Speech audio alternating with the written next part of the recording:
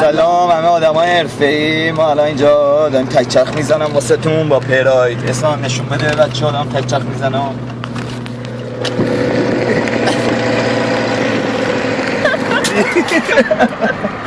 دارم تک چرخ میزنم خیلی حرفه‌ای. آدمانه میگیرم. الان میگیرن الان میزنن ما چی؟ ببینم مخبریم. خیلی ما بدبختیم. آدم بدبخت ندیدید ببینید. این آقا کسخل مبدبخت اخوی آدم اخوی ماشین بایستا نیا کن اخوی یارو چه بی نمک هم هستش.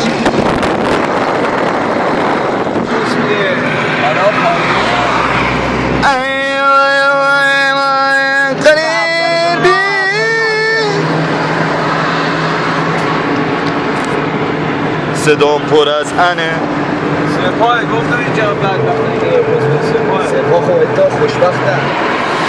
ای بابا پادگان ها ما اینقدر گوتر اینا بود. پادگان ها سپاه اینجوری سکیم خیالی دکل نمیخوای اینجا نفر توش بکنی.